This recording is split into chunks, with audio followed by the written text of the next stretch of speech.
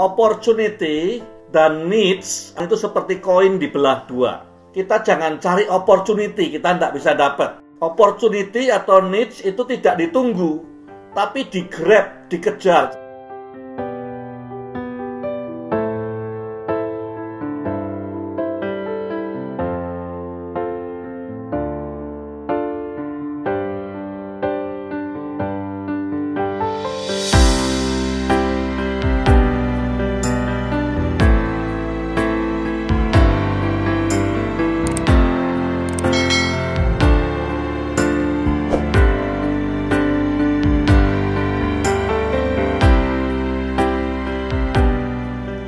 Saya beri judul Ester pasal 5 ini Leaders Finest Hour.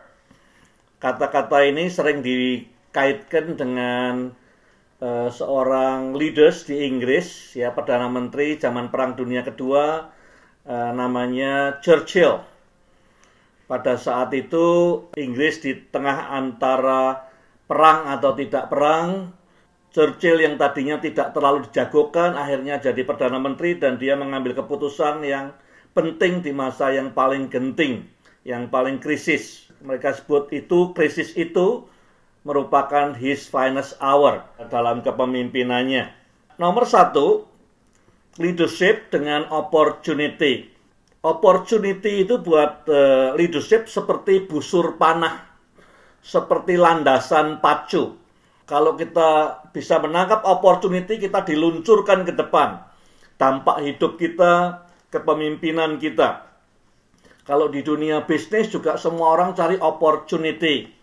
Di dalam pelayanan juga sama, orang cari opportunity. Saya dengar orang banyak kali berdoa, Tuhan beri saya kesempatan, beri saya kesempatan. Nah, ada dua hal yang menghalangi untuk kita dapat opportunity. Yang pertama, karena kita fokusnya keliru. Opportunity dan needs atau kebutuhan itu seperti koin dibelah dua. Ya. Kita bisa punya kesempatan buka pabrik sepatu di Papua karena orang Papua butuh sepatu misalnya. Kita bisa meluncurkan program pemuritan untuk remaja karena banyak remaja kalau tidak dimuridkan meninggalkan gereja. Gereja butuh bahan ini. Jadi kebutuhan dan opportunity itu seperti koin dua sisi. Ya. Jadi kalau kita ini salah melihatnya, kita terus mencari. Ini kuncinya di sini. Kita jangan cari opportunity, kita tidak bisa dapat. Tapi kalau kita cari needs, cari kebutuhannya, kita akan ketemu opportunity. Opportunity atau needs itu tidak ditunggu, tapi di-grab, dikejar. Caranya gimana?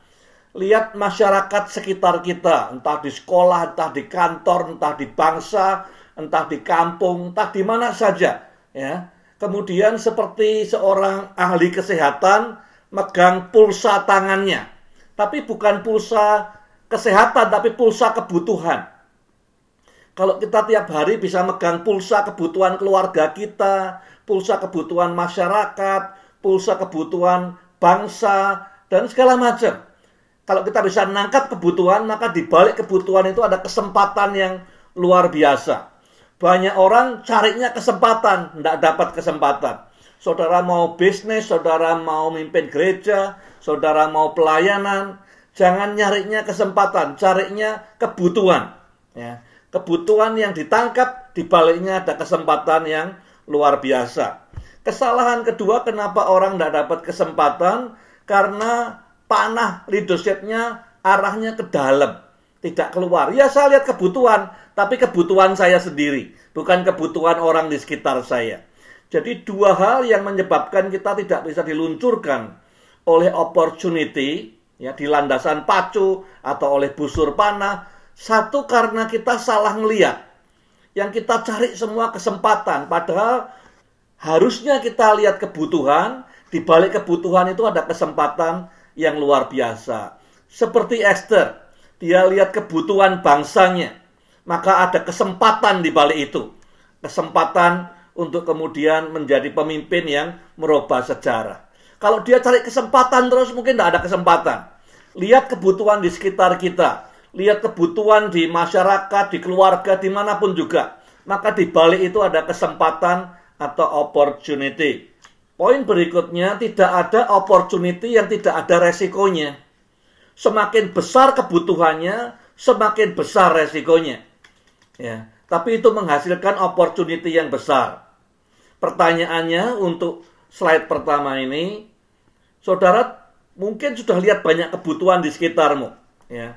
Entah itu kebutuhan orang-orang desa yang belum kenal Injil, anak-anak yang tidak dimuridkan, keluarga-keluarga yang berantakan, atau suami-suami yang tidak bertanggung jawab, atau apa saja needs-nya. Ya. Untuk meresponi needs akan muncul opportunity. Yang membuat saudara tidak bisa menangkap opportunity itu apa? Ya. Contohnya Esther, yang membuat dia pertama kali tidak bisa nangkap opportunity ini apa? Apakah ketakutan? Ya, dia takut mati? Ataukah keraguan? Bisa berhasil apa tidak? Atau image, jaga image. Kalau saya gagal gimana? Ya, opportunity ada di mana-mana kalau kita ngelihatnya benar. Needs di sekitar kita. Dan kita harus bisa menangkap itu. Cuman masalahnya apa yang membuat kita lumpuh, paralyzed, untuk bisa meresponi kebutuhan dan menangkap opportunity itu. Saudara bayangkan Esther, hari ketiga dia bangun, dia tahu hari itu bisa jadi 90% adalah pagi terakhir buat dia. Ya. Dia bilang kalau aku mati, aku mati. Ya, sudah 30 hari tidak diundang oleh raja, artinya raja tidak tertarik sama untuk bertemu dengan dia. Sebagian besar orang yang ngadep tidak direstui raja mati, jadi dia sudah siap. Sekarang bayangkan hidup saudara, ya. Kalau besok pagi adalah pagi terakhir buat saudara, what will you do? Nah, banyak pemimpin yang sukses, tapi tidak fulfill, tidak berdampak, sukses saja. Sukses di bisnis, sukses di pelayanan, tapi tidak fulfill secara utuh.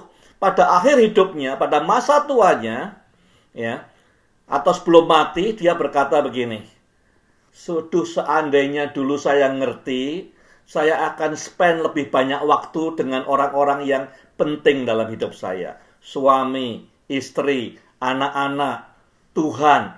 Ya, orang-orang yang dia kasihi dan mengasihi dia. Jadi kita lihat pagi ini adalah pagi terakhirnya Esther. Dia tahu dia 90% akan mati. Ya. Jadi dia, pertama apa yang dia kerjakan? Dia prepare the best banquet. Perjamuan, dia masak semua masakan untuk orang yang dia kasihi. Raja Ahasveros, suaminya. Ya. Satu-satunya suaminya. Dia tahu kesukaannya raja apa, dia masakkan semua yang disukai oleh raja itu. Ya. Yang kedua apa? Dia anticipate seandainya. Ya. Seandainya yang 10% yang terjadi, ya, maka dia menyiapkan skenario acaranya apa nanti malam. Ya, untuk makan perjamuannya. Kemudian dia present herself. Dia pakai pakaian yang paling disukai oleh suaminya. Pakaian kebesaran seorang ratu. Dia ketemu orang yang paling disayang. Dia tahu suaminya paling senang dia pakai baju warna ini, baju yang ini, ya. Kemudian dia kenakan itu. Saudara sadar nggak bahwa tiap pagi, kemungkinan itu pagi terakhir saudara. Esther, pagi terakhirnya, yang dia ingat di kepalanya adalah orang yang paling dia sayangi. Orang yang paling kita sayangi siapa? Tuhan Yesus, suami, istri, orang tua kita, kakak adik kita. Oke. Yang dia pikirkan apa? Dia mikirkan bagaimana membahagiakan orang yang paling dia sayangi kalau ini pagi terakhir saya.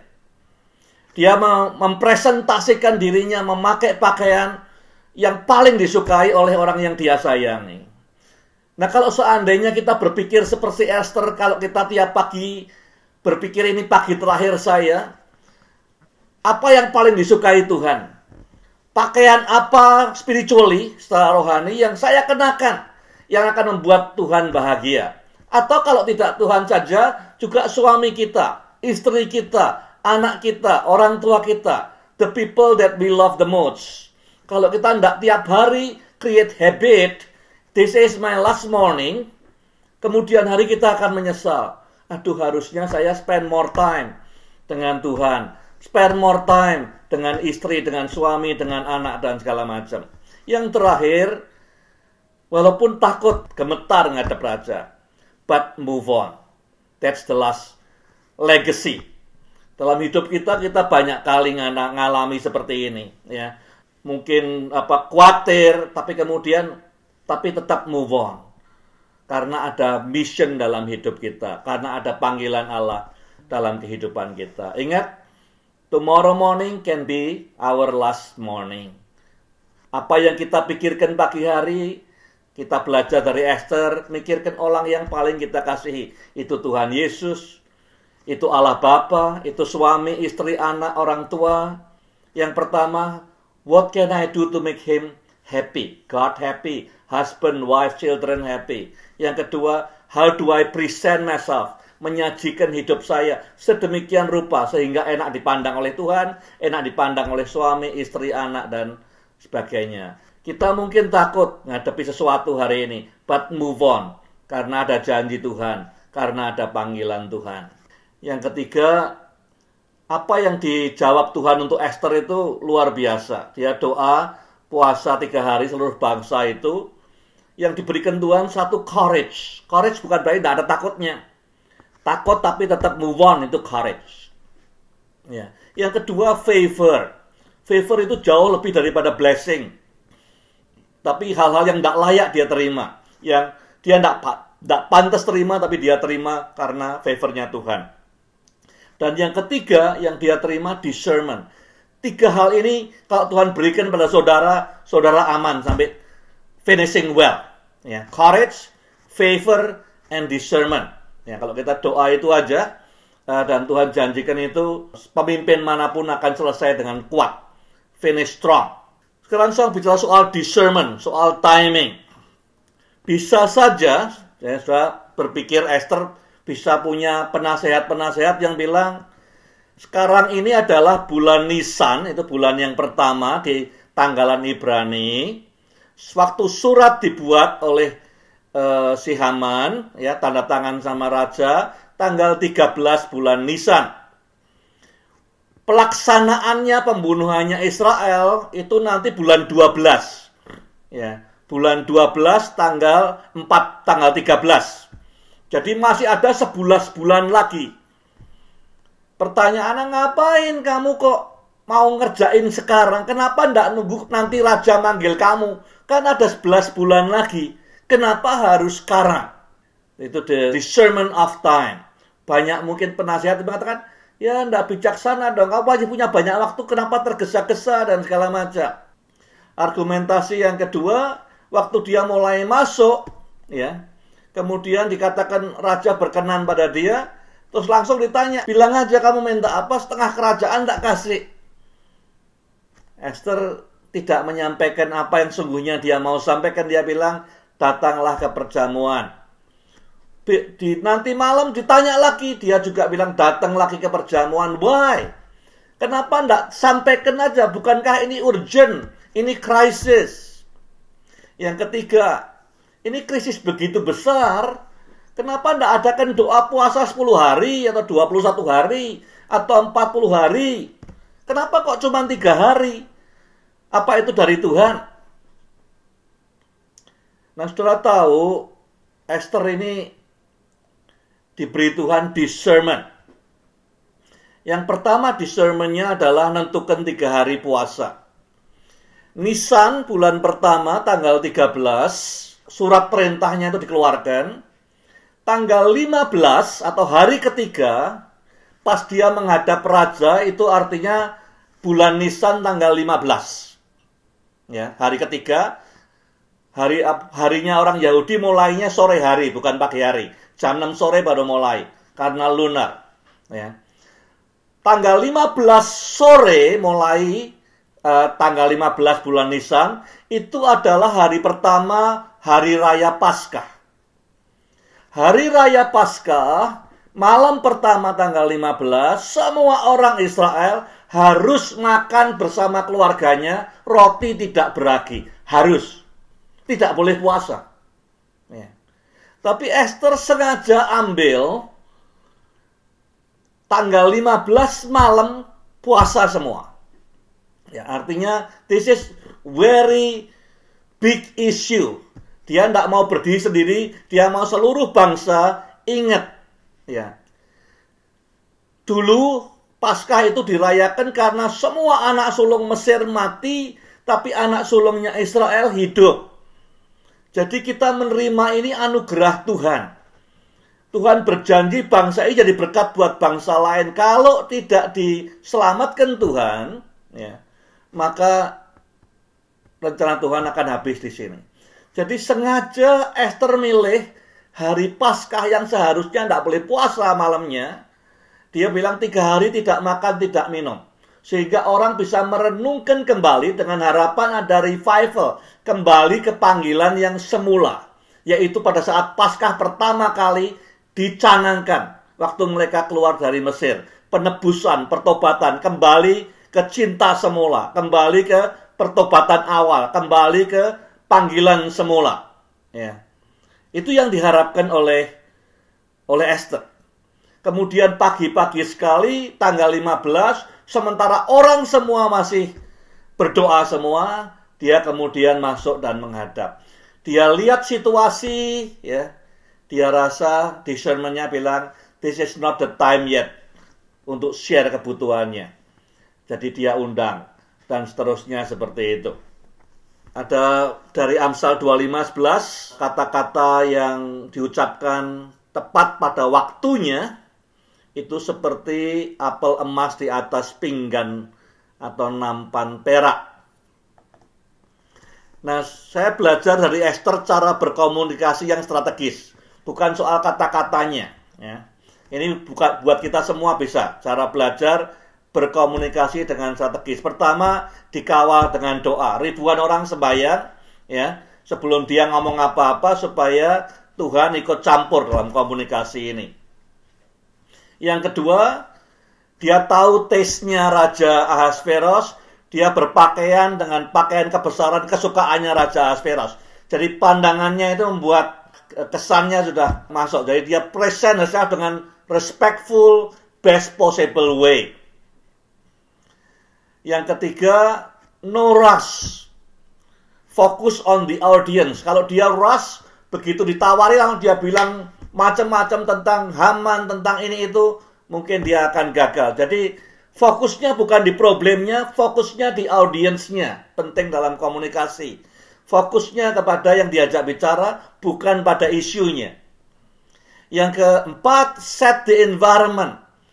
Tentu enak kalau ngomongnya pas makan kesukaannya Raja Ahasveros akan lebih efektif. Yang kelima, tentu kepekaan kapan ngomongnya. Dia tahu untuk orang mendengar apa yang dia mau sampaikan. Peka artinya dengar-dengaran suara Tuhan, tuntunan Tuhan. Ini waktu yang tepat atau tidak tepat.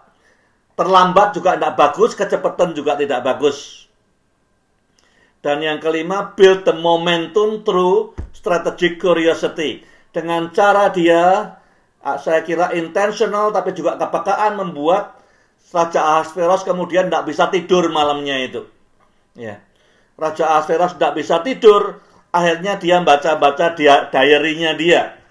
Waktu dia baca diary-nya dia, ketemulah cerita tentang Mordekai yang menyelamatkan dia. Jadi ada curiosity yang dibangun pelan-pelan sampai saatnya tiba disampaikan sudah siap untuk mendengar. Ini strategi yang sangat bagus untuk berkomunikasi. Ya, sejelek-jeleknya Haman kita bisa belajar dari dia. Jadi kita sebagai pemimpin harus terus menjadi pembelajar, rendah hati. Kita bisa belajar dari orang yang seperti apapun juga kita bisa belajar. Ada 3 hal yang dia buat kesalahan menurut saya. Dan ini juga penting kita pelajari. Yang pertama, kalau saudara membangun inner circle, orang-orang staff di sekitarmu, ya, ring 1, maka cari dengan banyak doa dan kebijaksanaan. Jangan salah pilih. Ya. Haman dikelilingi oleh istrinya, Suresh, dan juga teman-temannya yang beri nasihat yang keliru. Hancur hidupnya. Banyak pemimpin di gereja juga hancur. Yang hancurin bukan iblis, tapi orang-orang di sekitarnya. Karena orang-orang sekitarnya suka menjilat, nyanjung-nyanjung dia, dan segala macam. Nomor 2, belajar dari Haman apa? Have realistic view of yourself. Ya, jadi jangan menilai dirimu lebih tinggi dari apa adanya. Jangan juga lebih rendah, itu namanya minder. Tapi juga jangan lebih tinggi, yaitu namanya pride, sombong. Jadi Roma 12 ayat 3 berkata, lihatlah dirimu sebagaimana adanya. Tidak terlalu tinggi, tidak terlalu rendah. Haman melihat dirinya terlalu tinggi. Ya, orang bisa tersinggung kalau apa? Kalau dia misalnya melihat dirinya segini, padahal orang lain lihat dirinya segini di bawahnya.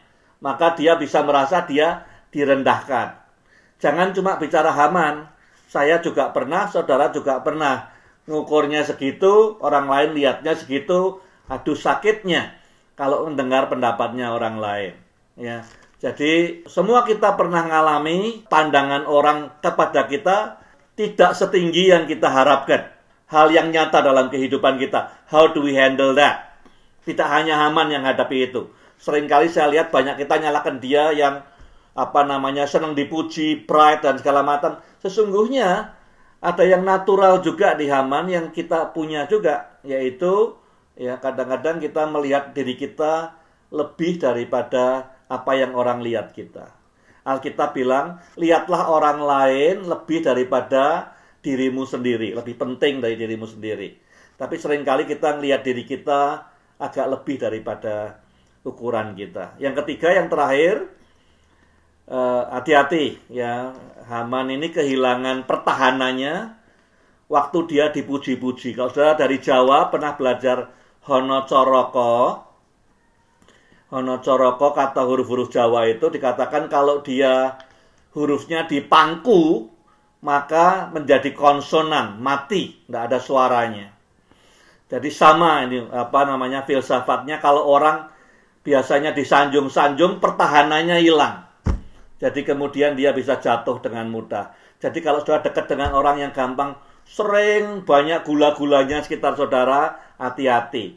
Jangan sampai saudara mengelilingi dirimu dengan penjilat-penjilat seperti ini, karena nasibmu bisa sama dengan Haman.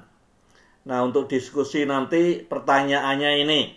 Saudara renungkan momen dalam hidup saudara di mana pernah mengalami merasa direndahkan oleh orang, atau tidak dianggap, atau dihina, atau kurang dihormati. Cari pengalaman yang paling menyakitkan. Saya rasa semua kita pernah mengalami seperti itu. Ya, saya pernah mengalami beberapa kali. Kadang-kadang saya pikir saya dalam hal leadership nilainya 7, ternyata orang-orang lihat saya nilainya 5,5. Nah, jadi kemudian memperlakukan saya seperti 5,5. Bagaimana perasaan saudara waktu menghadapi itu? Entah tidak dianggap, di tengah famili, di usaha, tempat kerja, di pelayanan. Kemudian bagaimana perasaan saudara waktu menghadapi itu dan bagaimana saudara meresponinya. Diskusikan sekitar itu.